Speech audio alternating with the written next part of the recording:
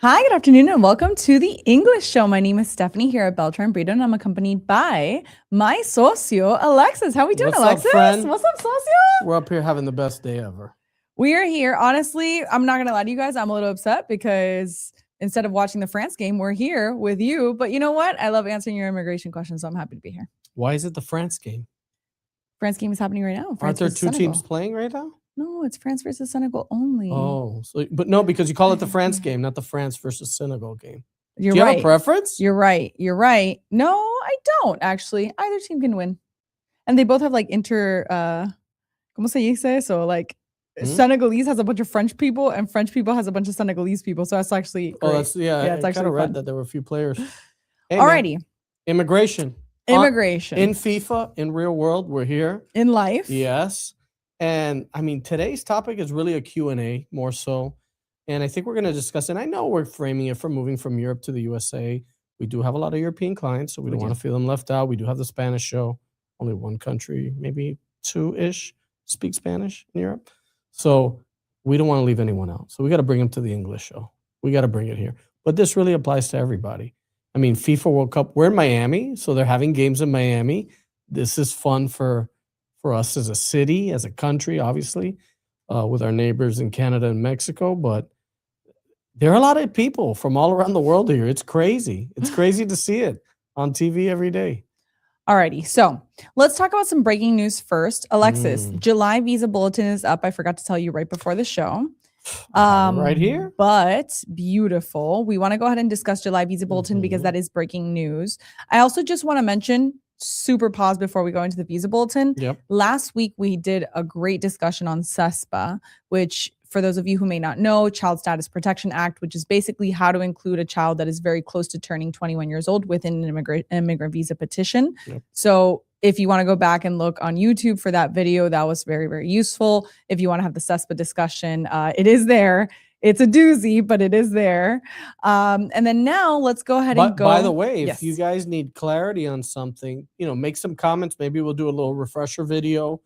Or, if it's something personal, obviously have the consultation with us. I'm more than glad to help you discover everything you need to know about CESPA.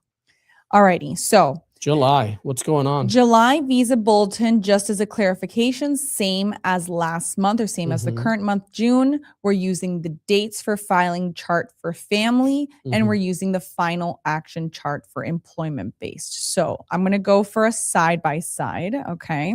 And I'm going to go dates for filing, dates for filing. I'll go ahead. You want to go the side by side on family and I'll do employment, or al revés? Sure, however you want. Okay, go ahead. I'm going to pull up then side by side family. Dates for filing family. Yeah. So when you're looking at June 2026, obviously, so the 5 preference categories, and we're going to compare now to July. So as of July 1st, this is what it will be. Honestly, F1, huge change. October for all countries aside from China, India, Mexico, Philippines. I love the huge. Right. I mean, October 2018 to January 2019. I'll take the 3 months, okay? That's true. That's I'll true. take That's the a pretty 3 good months. jump. It's a nice jump. And that was actually across the board. The Philippines remained the same. Mexico remained the same. But India, China, and all countries not with a designation had the 3-month jump. F2A remains current, which is great. I mean, there was a time that, there was a few months backlog there. That remains current. F2B, 3-month jump as well. They all kind of did a 3-month jump. Right? But then again, Mexico, Philippines remains the same. F3 and F4, kind of looking at that. Those are the ones that really don't jump much. I'm looking at F3, and that's what I saw. Yeah, the details were there. Did no movement. And F4. F4 is the one that was surprised, where I did have the movement in all countries aside and China. I think also maybe it was India as well. So F4 is a good one because those are the siblings of U.S. citizens, and those are slow. We're talking about March 2010, right? So let's talk about how baby priority dates work, or do you want to do the employment? Let me do employment and then Let's do do that. employment, then we'll discuss it. Okay, employment. Remember, we're looking at the final action dates. Final action dates. Honestly, it's all relatively the same, which is really great news. Usually this time of year, we do start seeing retrogression because remember, this is sort of the end of the year for immigration purposes. Immigration, the fiscal year starts in October. So usually July, August, September is either stale or not great, or backwards, right? Or retrogression. There's actually positive, still continuous movement. So EB1 continues to be current. EB2, impressively, continues to be current. Those who have been watching us for a long time, very surprising there. EB3 made a positive jump.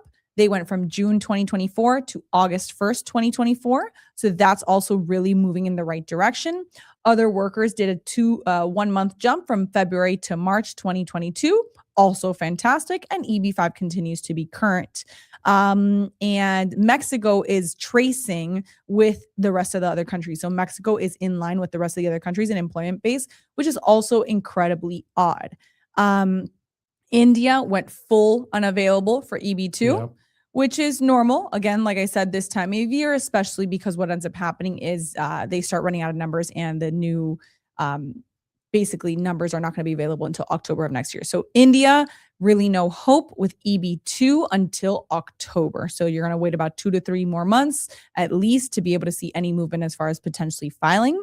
And let's see, is there anything else I always like to take a look at the footnotes at the end. Right? Yeah, there's sometimes something there. Yeah, so basically what they said is exactly what I said. Due to high demand and number of use in EB2, India's prorated EB2 limit was reached in categories unavailable for the remainder of the fiscal year 2026.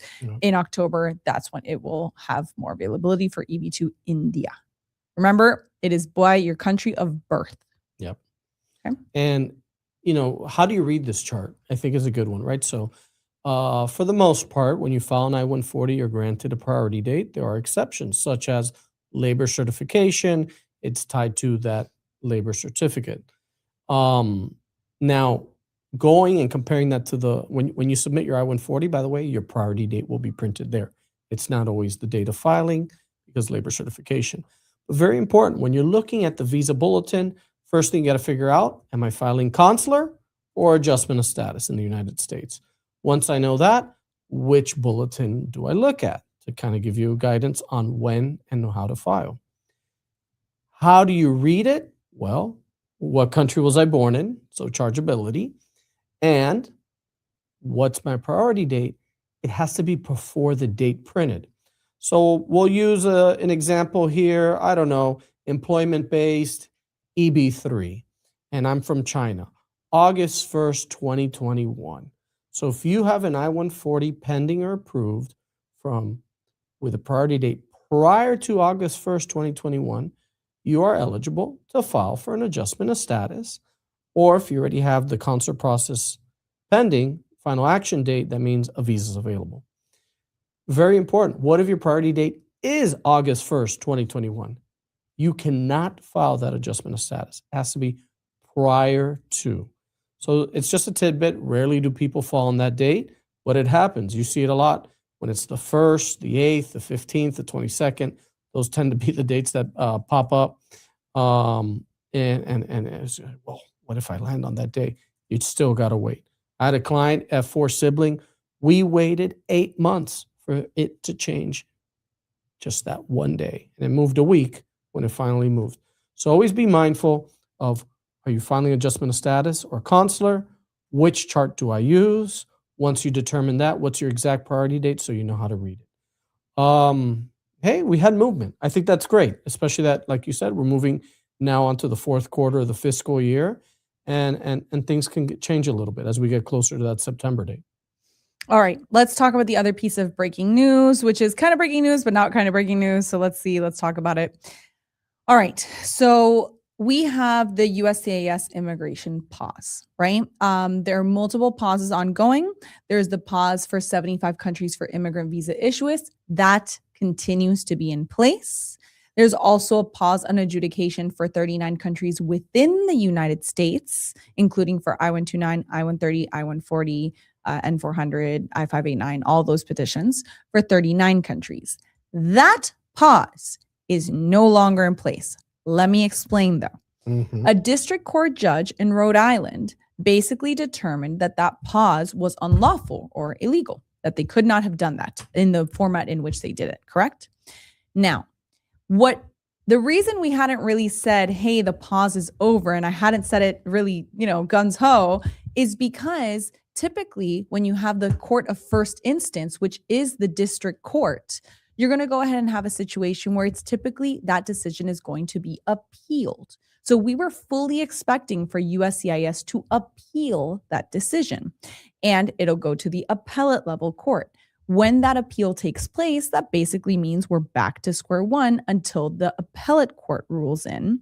And then at that point, after the appellate court, it could, if Supreme Court wants to, go to the Supreme Court.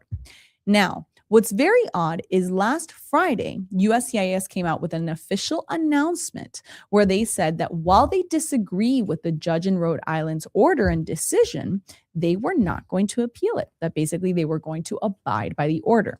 They did put an asterisk and they did say, hey, listen, we reserve the right to appeal in the future. We reserve the right to make changes judicially in the future.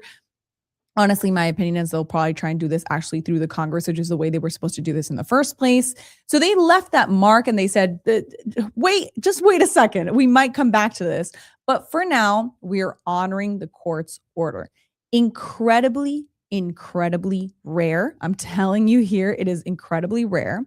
But what's good is that technically means the pause is over. So all those presidential proclamations and all the policy alerts and all the policy memos, they're vacated. On the USCIS website, it says we are no longer adhering to these policy memos and policy alerts, which is fantastic. I have already been in contact with premium processing, okay, particularly for example, for Venezuelan clients and Cuban clients. And I have told them, hey, listen, I see that the pause is over. Are you going to be able to give me a decision? They still have said nothing yet. Well, they basically said, hey, listen, we can't give you an estimate just yet of when we're going to give you a decision. So as of now, I haven't this office has not received any decisions on any of those cases, but supposedly the pause is over. So I imagine that's going to start rolling on in very soon. If you are from one of the 39 countries, I would not pay premium processing just yet. I would wait for premium processing to get their ducks in a row before we go ahead and file premium processing. Like I said, I got a response from California, Vermont, and Texas premium processing service centers that said, hey, listen, we cannot provide you a time frame anytime soon. So we have to wait on that pause. And I will mention just briefly about the $100,000 fee. Very similarly, a judge said that the $100,000 fee for H-1B is unlawful, that basically was not done, carried out the right way. But June 12th, so on Friday, USCIS did appeal that one. So that one they can still continue to collect the $100,000. So actually, I think they appealed. The 39 countries are just going to abide by it. The USCIS for the $100,000 fee has till the 15th. Thursday to appeal. They already did. That's what I just said. The 100K? Yes. You don't listen. I'm pretty sure they have till Thursday. Okay. They appealed it on Friday. I didn't see that they appealed it on Friday. Do you see that I provide all this information? I provide all this news, and the guy sitting next to me is not listening to me? Yeah. What the judge did on Friday was say, hey, we're implementing the $100,000 fee. The same court recognized the decision that they made about the fee, and they said, we're going to give you till Thursday to appeal, but even though you haven't appealed, you can't, the $100,000 fee is liable. So I understood as the same court, district court, said the fee is good, you could continue to collect, but you have till Thursday to appeal, and they haven't appealed yet. The government filed an appeal on June 12th, 2026. I heard that they filed that appeal for the 39 countries, though. No, they didn't. Oh, you're confusing the people. I just announced this. Wow. I read it as the 39 countries. I did a whole 5-minute spiel about which one was appealed and which one wasn't. And Alexis just confused the audience 100%. The filing fees. Okay. I thought it was the other way around. I mean, as of today, they have not appealed Dorcas. Yeah, I'm pretty sure Dorcas was appealed on Friday. Check if it was also appealed. But then that would also mean that they put the statement the same day. So they put a statement on their website saying they would not appeal, and they did appeal? So what they've done is, my understanding is the Dorcas decision, which is the 39 country ban, right? Mm-hmm. the USCIS said, we're going to comply, but we're also appealing. going to appeal. And that's what happened. Okay. And then the So they must have done it $100,000 fee, different court, district Correct, court ruled correct. on the, I think it was the 8th, they said H-1B $100,000 fee is a tax. You can't do it. Then 4 days later, the court said, well, we're not going to disagree there, but we're going to allow the government Correct. to collect $100,000 Correct. fees, but they have until this Thursday to file the appeal. They haven't appealed that one. They have appealed. The $100,000 fee was appealed. Oh, I didn't see it. I saw that the 1000%. district court said, we're going to let you do it, but you have till Thursday to appeal. I haven't seen the appeal. You could be right. I'm not saying you're wrong, but I'm saying Dorcas was appealed. Okay, so Dorcas was appealed. Fantastic. But the pause. But they're going to comply. They're complying. They're complying, yeah. Which is what I said. Which is Gracie. No, I know you said they comply. I'm just saying they did appeal, which is crazy that they're complying even though they appealed. Right. I wonder what is it that they know? The pause is inactive. Yeah. The $100,000 fee they still have to pay. Both cases have been appealed. But the pause is technically inactive right now because they said they're abiding by the decision. Yeah, which leads me to believe, what do they know? Like, I know they're appealing. They know they're wrong. But what is it that they know that they're like, yeah, we'll comply? They know they're wrong. That's what it is. They know they're wrong. USCIS knows they're wrong. Yeah. Thanks, Alexis. Yeah, just wanted to clarify. There was an appeal there. Drives me nuts. I'm gonna fucking kill him. It's all right. Go ahead.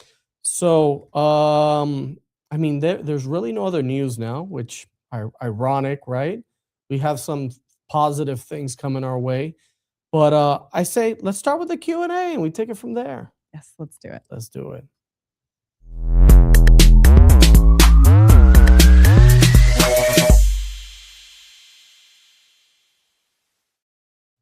Whoa. Where's Stephanie at? No, go ahead. All right, let's start with some questions. I didn't see a super chat, so I'm just going to start with this first one here. Anna Rick, I-140 EB2 NIW. Since the pause has been lifted, when would Venezuelans receive the adjudication response for premium processing? Priority date, March 5th. 60 days have already passed due to the pause. So as you very much know, EB2 NIW premium processing is 60 business days. Obviously, you're already there.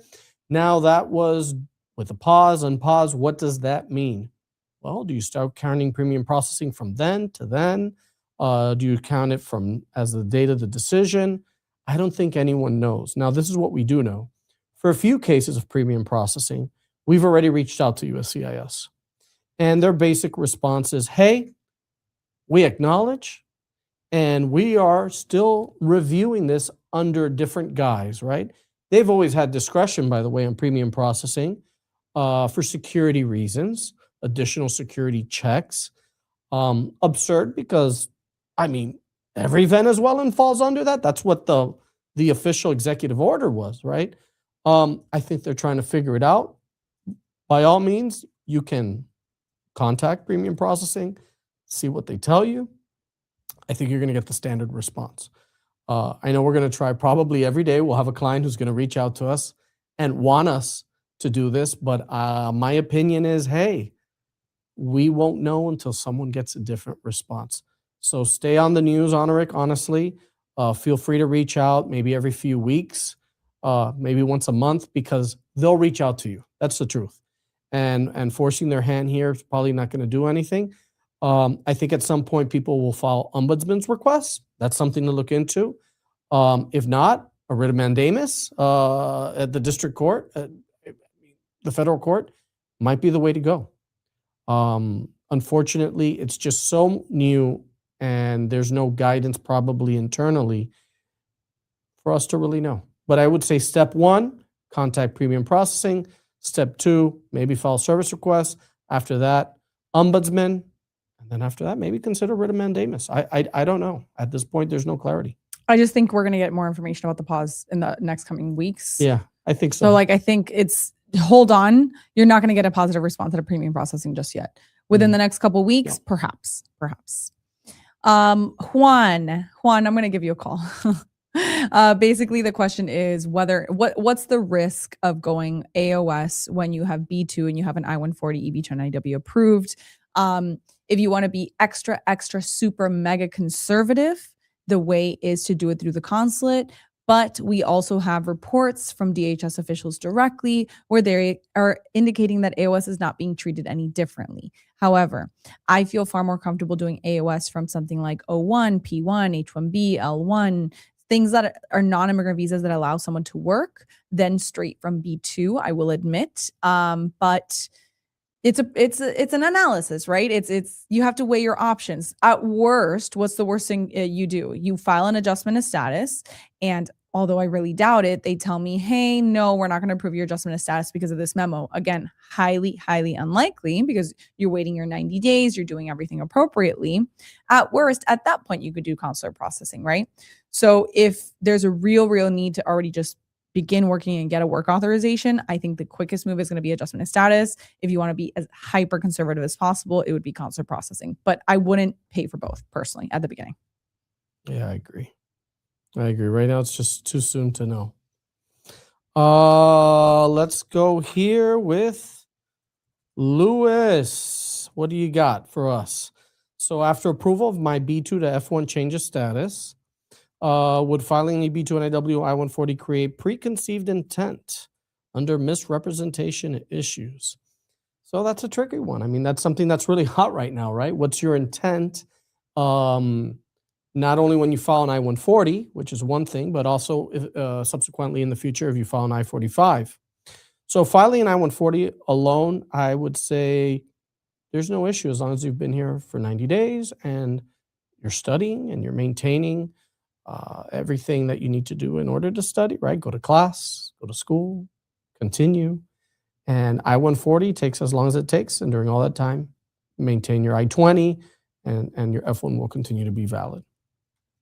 At some point, you will then decide, do I file consular for that stage 2 for the green card, or do I file an I-45?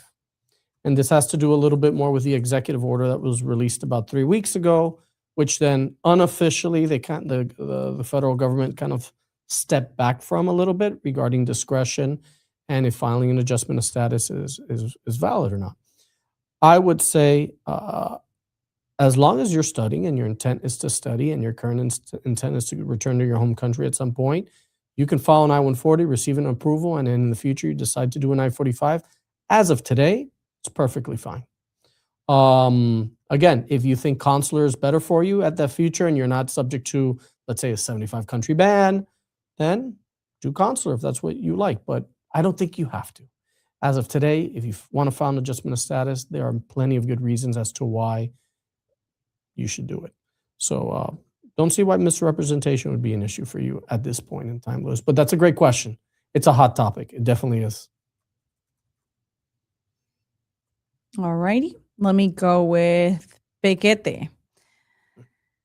Venezuelan family with mean? approved Pequetrefe. Yeah, what does that mean? I don't know. No. Venezuelan family with approved EB1 and I-45s pending since July of 2025. Good moral character letters only for the principal applicant or for derivatives too. Love your show. Can't miss it. Thank you so much. I'm assuming you have not gotten an RFE over this because I really haven't seen an RFE over good moral character on I-45 connected to an EB1. But I assume you're just probably preparing just in case. If you're preparing, you are going to want proof of good moral character for each and every beneficiary, right? Because each and every beneficiary would get their own I-45 RFE. There's not just going to be one for the principal. It would be I-45 RFE for each individual person that is Venezuelan. And then in that case, you would want to show good moral character for each individual person. Mind you, this can cross over, right? So if it's a child, obviously the 2-3-year-old child is not going to have proof of good moral character. They would provide their parents, right? So a lot of the evidence is going to cross over and you're going to be able to use it for every family member, but you're going to want it for each and every person individually because remember, the I-45 is an individual petition. Eso mismo. Salvatore, I just got to talk to him for a second. Here we go. Salvatore says, the Europeans are in love with America.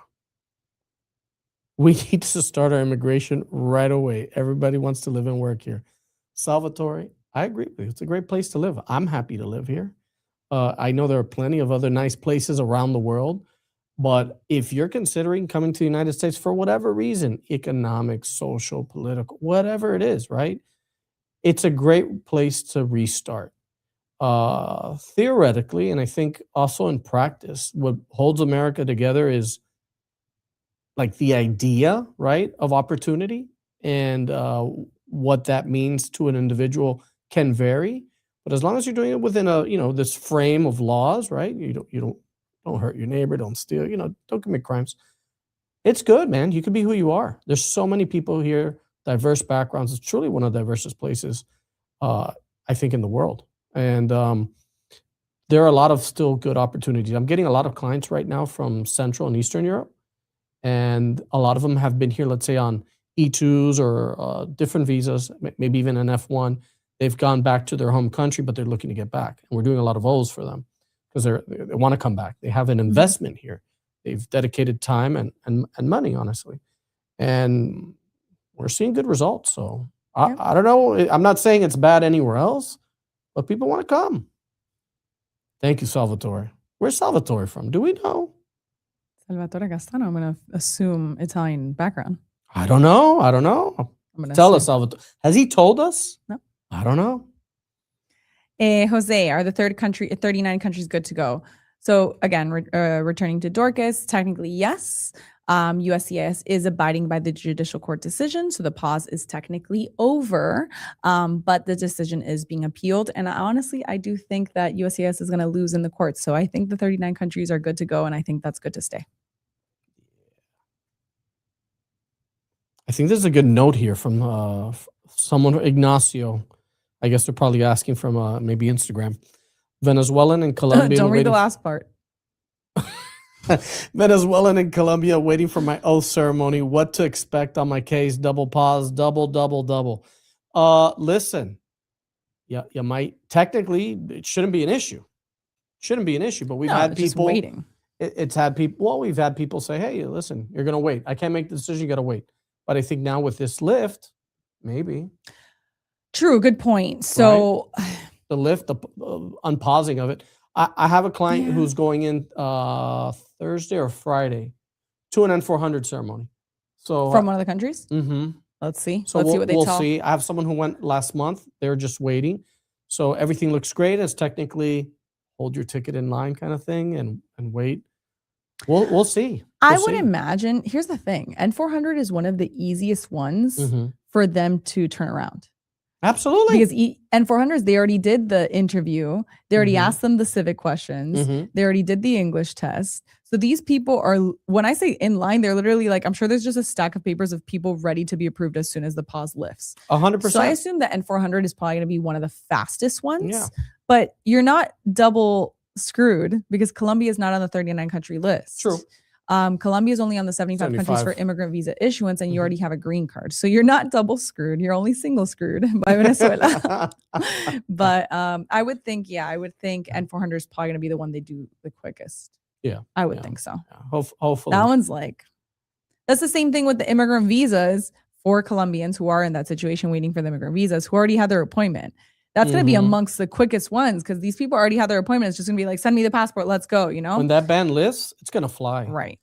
Also, another thing, now that the ban's lifted, what if they had their interview 90 days ago or more?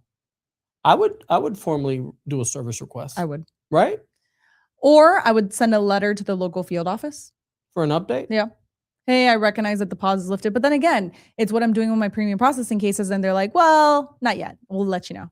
So I think let's give it a chance. I think you'll have good information with your client that's going next week. Yeah. So you'll have good information there. I think it's next Friday or this Friday. No, it can't be this Friday. I think it's next week Friday. Oh yeah, it can't be this Friday. They're closest. Friday. So it will have information soon. I don't know that I would reach out just yet. I would give it a second. No. I would give it a second.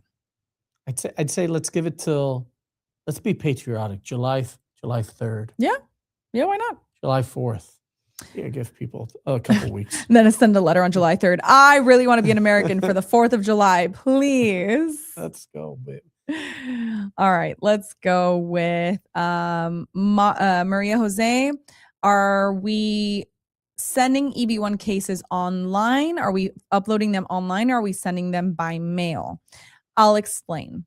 You can now file I-140s, EB-1s online. We are not doing it because there is a crazy size limit on the files. I think it's like 12 megabytes. I don't know why that number is sticking out to me, but basically, size limit I-140 upload. I'm pretty sure it's like 12 megabytes. Yeah, there you go. Man, I'm good. So these cases, EB-1 cases end up being 400 or 500 pages. I'm not a tech wizard, but that's not 12 megabytes. So you're going to have to upload like 10, 12 archives basically. And what if they read it out of order? And I personally, we don't like it. So we're not doing it at this time. We're still continuing to do physical filing until they allow the ability to better upload files or upload larger files and upload the file exactly how I want the officer to read it. I'm not going to be doing online filing because look, there's tactical things in what we do, right? For instance, in an EB-1, you want to show that you win 3 of 10 categories. I'm not going to put the categories in order. I'm going to put the categories in the order that I want the officer to see them, right? I'm going to put the order in the strongest, I'm going to put the arguments in the strongest order. So if I upload these files, I don't want, if your strongest categories press, I don't want them to be reading the salary category first. I want them to read press first. I want them to have a good understanding of who you are through what I'm describing. So in order for me to properly direct the officer, I want to go ahead and send the physical file exactly in the format that I want the officer to read it, which is why at this time we're not doing online filings for EB-1. It's so unfortunate because I know the government itself is moving to an online format. Mhm. I know they're trying. They're electronically scanning cases when they receive Correct. it, like the paper format. We know that was part of the push with COVID. That's how they got people to review cases From home. remotely. They have an online system, but when it comes to just time to even register cases as an attorney, the website isn't really favorable. So things like even filing. So I hope there are improvements to the technology that they're using. Obviously, keeping security measures. I think that's probably the most important part to be able to do this. But as of now, old school is still good. Paper format, get it in there. Next day filing, you have a tracking number, and it is what it is. But if you're able to file online and it's not that complicated, it's a good way to do it. Can't wait. I can't wait. Eh? Mbappé goal. What? Mbappé goal. France. All right. Oh, I'm like, what are you So I was talking trying to about? be subtle. Yeah. Benita, today practicing my English with my favorite immigration attorneys. Thanks, Benita. All right. Laura, my tourist visa expired in June 2024. I applied for EB-29W in September of 2024, and I still have not received a response. Can I apply for a tourist visa? You can.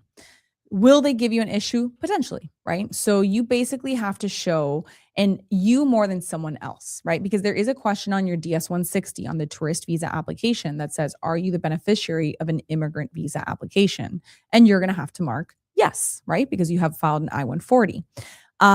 So in your case specifically, you're going to have to show more than the average person ties to your home country, that you plan on returning, that you plan on doing your EB-29W via the consulate, that you don't plan on entering the United States and then just staying with your EB-29W petition. So take heavy, heavy proof of ties to your home country, take potentially a letter from your employer, take potentially evidence that you're going to the United States for a reason.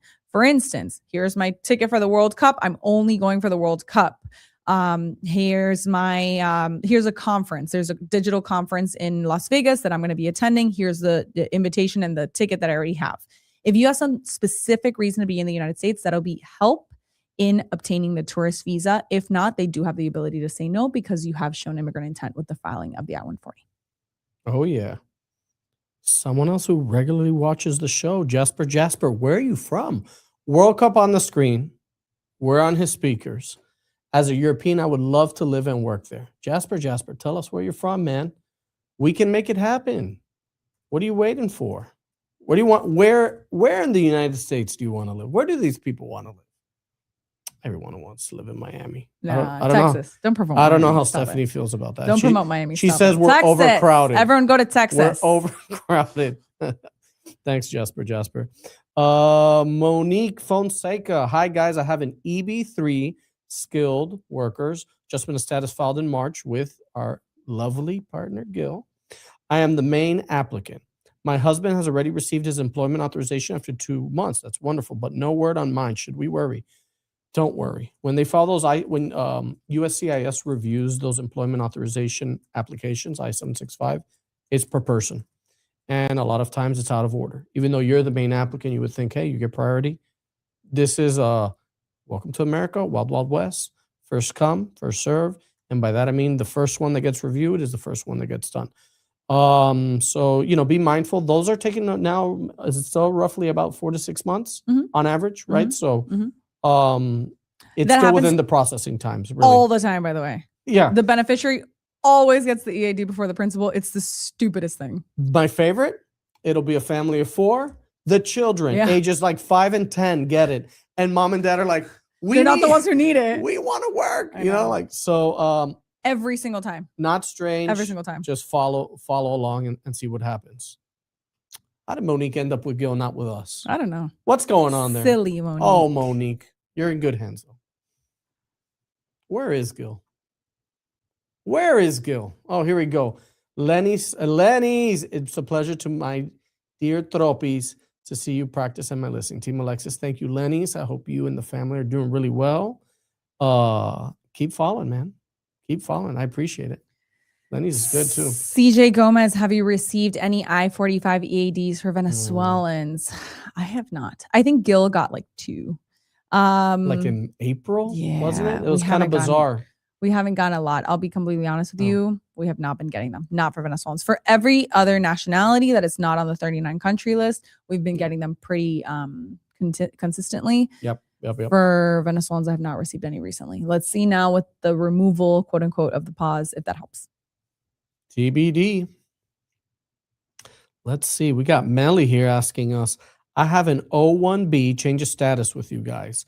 Filed May 12th. I'm Venezuelan. Should I try to do the premium processing? I just got a new I-20 after ending OPT. Also, I tried to renew my driver's license. I couldn't. Okay, first things first. Should I do premium processing? No, I'd hold off. Let's wait to see what the updates are. Let's give it 2 to 4 weeks, honestly, maybe even 30 days. You did the right thing. You got a new I-20, so you still have valid status. Strange that they won't renew your driver's license, even though you have that valid I-20. It really varies by state. Maybe you want to try a different DMV location. First thing I recommend is go speak to the DSO at the school, talk to them about the driver's license. They're going to be very familiar with that. They're dealing with it, in a local sense, and maybe it was just a misinformed person. Things have changed, but it's really very state by state. Sometimes county by county or DMV to DMV. It's so bizarre. It's unfortunate people have to go through this just to get she has legal status. Presence. I know she's got the I-20. Presence. The O1B hasn't been approved yet. She's on an F1. Oh, she's currently F1? Yeah. She just renewed her I-20. So you're fine. So that's why I'm shocked. In SEMA, you have non-immigrant status, correct? Maybe you took the I-129 receipt note. That's a good point. Maybe you took the I-129 receipt notice. The person thinks you have legal presence, correct, versus, hey, no, I have a valid I-20. I'm a student. Mm-hmm. I ended OPT, but show I have your an I-20. I-94. If you entered with an F1, show your I-94, take your F1 visa and show the I-20. Yeah. Exactly. And don't show the I-129 receipt because that might be throwing off the officer. And don't even worry about the OPT because the employment authorization is probably expired or just expiring. After ending OPT. So it expired. So take the new I-20, the visa, and obviously the I-94 when you enter.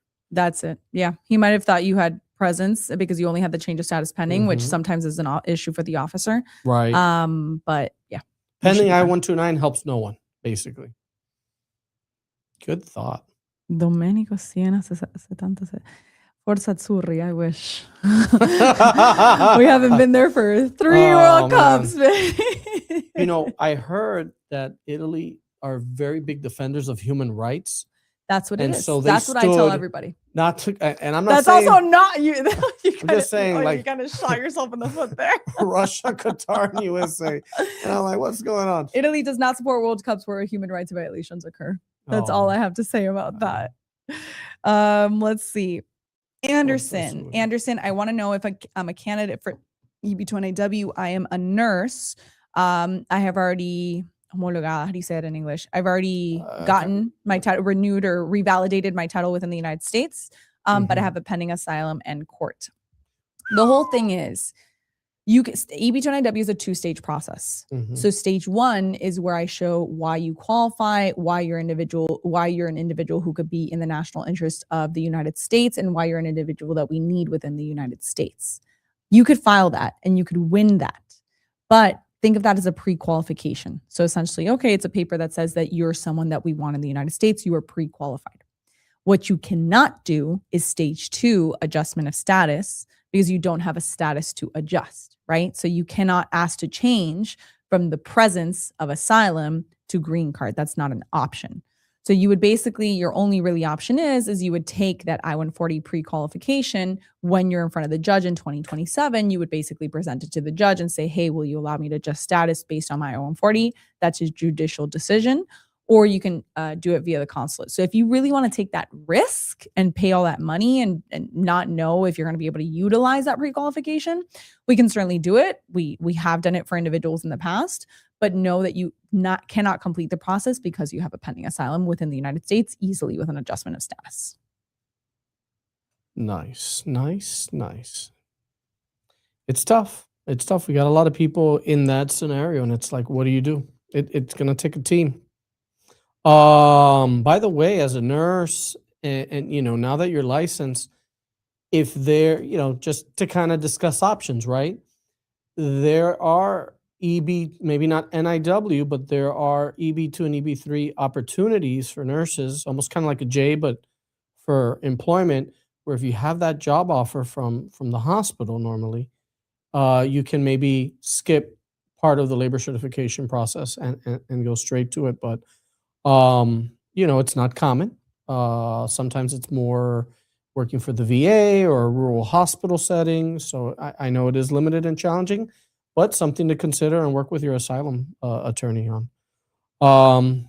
Anderson, You did that. Oh, you did? Whoops. Sorry, team. Let me just hit this different one here. Hi, with the 39 country pause lifting, what's the EB3 I-45 validity?